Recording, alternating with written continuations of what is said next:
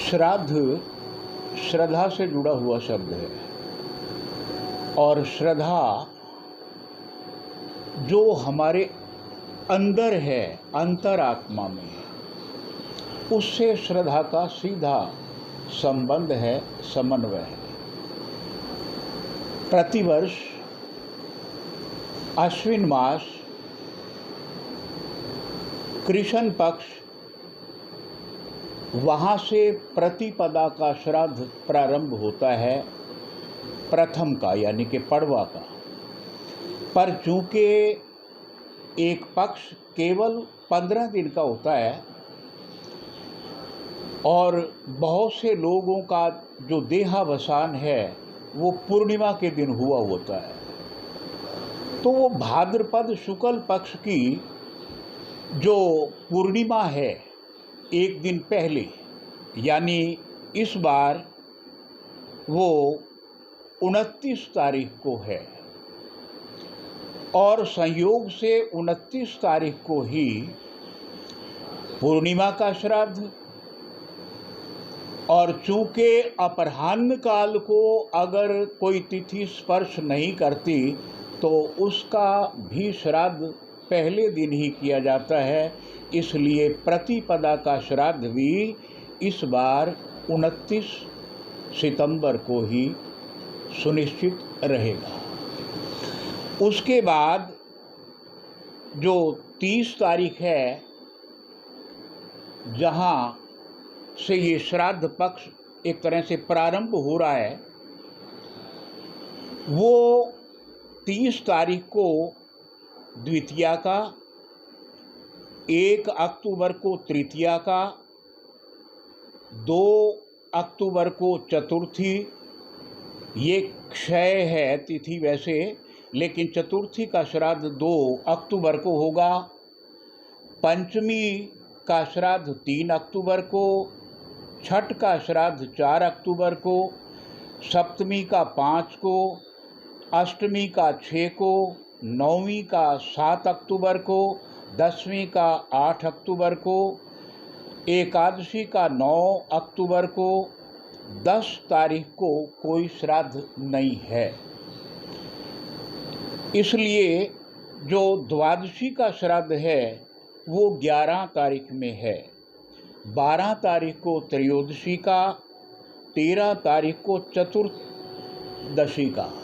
लेकिन यहाँ ये ध्यान रखने योग्य बात है कि इस तिथि में केवल उनका ही श्राद्ध किया जाएगा 13 तारीख में जिनकी अकाल मृत्यु हुई है।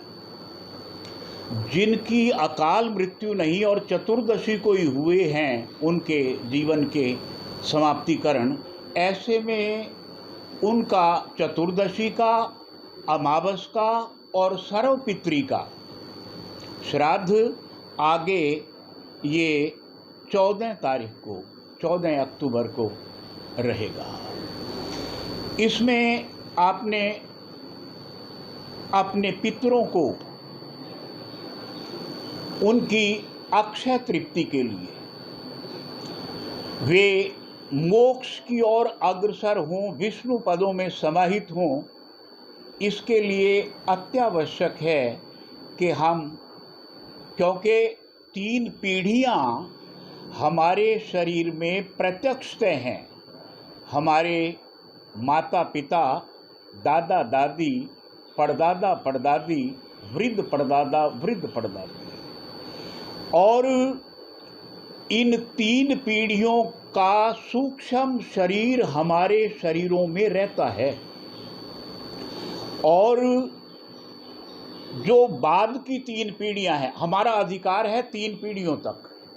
अगर कोई ऐसा है, किसी पीढ़ी में कोई प्रेतावस्था है किसी की, वो एक अलग स्थिति है, उसका भी तिथि के हिसाब से, या जिनकी अज्ञात मृत्यु है जैसे सर्वपितृ जिस दिन करते हैं उस पर वो श्राद्ध किया जा सकता है। लेकिन सबसे बड़ी बात ये है कि 3 पीढ़ियों में हमारे ये माता पिता, दादा दादी, परदादा परदादी आ गए और 3 पीढ़ियां हमारे शरीर में प्रत्यक्ष अपने नाना नानी, परनाना परनानी, वृद्ध परनाना, वृद्ध परनानी, ये सीक्वेंस भी, क्योंकि हम जब पैदा हुए तो हम पिता के शुक्राणु से और माता के रज और डिंब से हमारे जन्म का एक अवतरण हुआ, हम एक तरह से संसार में आए। मनुष्य है अपने आप में परिपूर्ण है, यथा ब्रह्मांडे तथा पिंडे, जो भी संसार में है अच्छा है बुरा है, और वो केवल धरती पे नहीं, चाहे वो अंतरिक्ष में है, चाहे वो पाताल में है, चाहे धरती पर है, वो सब हमारे शरीरों में है। तो उनकी तृप्ति के लिए हम ये श्राद्ध करते हैं। हमेशा ध्यान रखना चाहिए कि श्राद्ध को हम उसके प्रशस्ति समय में ही करें। प्रशस्ति समय क्या है?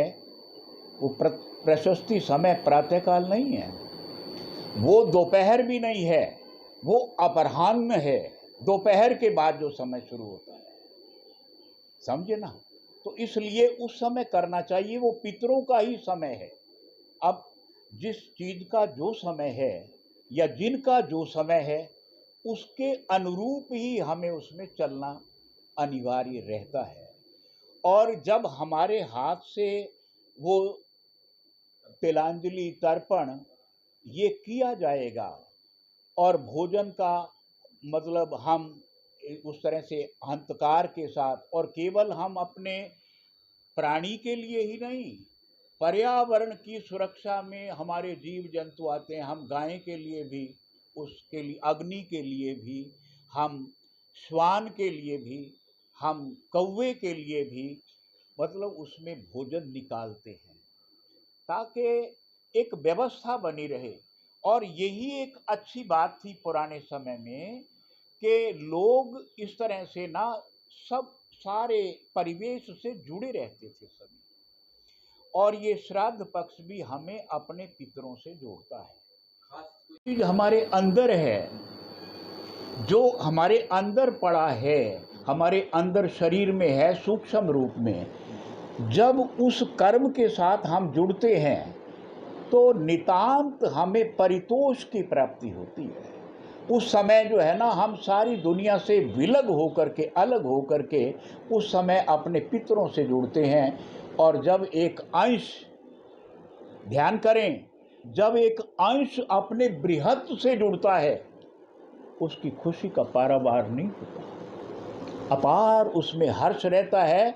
और इस संदर्भ से, श्राद्धों के संदर्भ से हम अपने पूर्वजों को याद करते हैं, ठीक है ना? और आज जो डीएनए टेस्ट होता है, ये हमारे शरीर में है, हमारे लहू में है, हमारे, इसी से आज सारी दुनिया में डीएनए टेस्ट होता है। और ये जो मृतक हैं हमारे पूर्वज, जब वो मरते हैं तो उनके पिंड का एक 11वें दिन एक पिंड बनता है, जिसके 3 हिस्से करके हम अपने पिता में, अपने दादा में, अपने परदादा में उनको मिलाते हैं। ये क्या है प्रक्रिया? ये यही है कि वो हमारे शरीर में सूक्ष्म रूप में रह रहे हैं। ऐसे ही चूँकि हमारी माँ किसी और परिवार से हमारे घर में आई, लेकिन वो भी अपने पिता, दादा, परदादा, माता, दादी, परदादी, वो सीक्वेंस अनुवंशिकी का लेके आई है। और जो हमारी उत्पत्ति हुई है वो हमारे माता और पिता के संयोग से हुई है, ठीक है ना? और इसी तरह से फिर हमें क्या है, हमारा दायित्व कहीं ना कहीं अपने नाना नानी, परनाना परनानी, वृद्ध परनाना, वृद्ध परनानी, इनसे भी हम जुड़ते हैं। और जिनके नाना के यहाँ आगे वंश का किसी कारण से नहीं चला है, उसका तो पूरा दायित्व हम पर सुनिश्चित हो जाता है। और ऐसे में उनके लिए जो हम श्राद्ध करते हैं, वो प्रतिवर्ष जब नवरात्र शुरू होते हैं, उस दिन पहले नवरात्र को वो हम अपराह्न काल में ही करें, वो भी, ठीक है ना?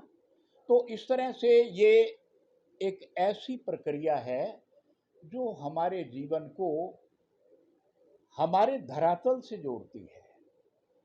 और जब हम धरातल से जुड़े रहेंगे तो नितांत सत्य है कि हम अपने परिवार से जुड़े रहेंगे, अपने समाज से जुड़े रहेंगे, अपने राष्ट्र से जुड़े रहेंगे, पूरी मानवता से जुड़े रहेंगे।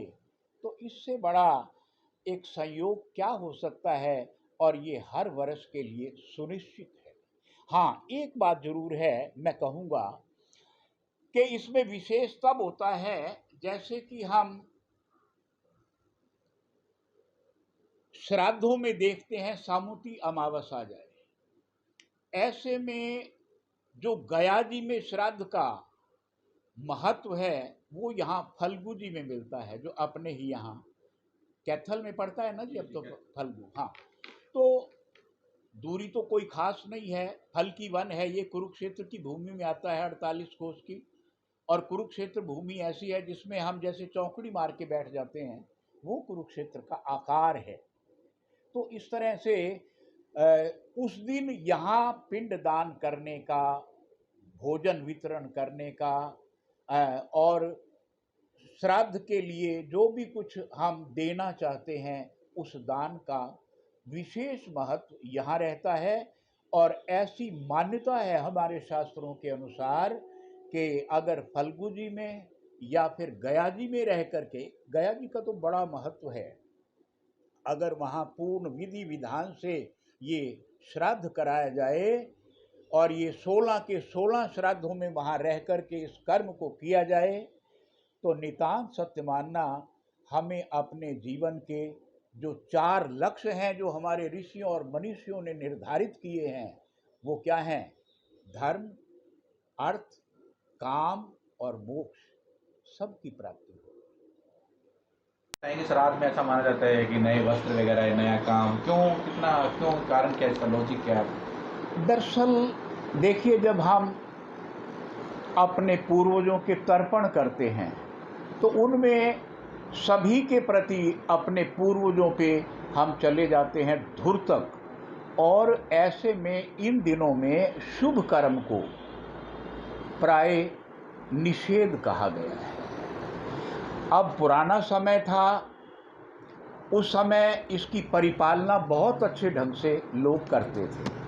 आज एक तरह से आधुनिकता है, और उस आधुनिकता में हम कई बार अपने जो कर्म हैं, जैसा हमें करना चाहिए, उससे अलग होकर भी चल पड़ते हैं, और इसे केवल ये समझते हैं कि ये तो एक रूढ़ी है। रूढ़ी नहीं है, ये वास्तविकता है। हमें इन चीज़ों से सारा साल पड़ा है हमारे पास, केवल श्राद्धों में ही हमें कोई नई चीज़ खरीदनी है या किसी नए मकान में प्रवेश करना है, कोई श्राद्धों में मुहूर्त नहीं होता, शास्त्रोक्त बात है ये। लेकिन फिर भी करने वाले करेंगे तो इसका कोई इलाज नहीं है। नहीं करना चाहिए, वास्तव में नहीं करना चाहिए, वास्तव में ही नहीं करना।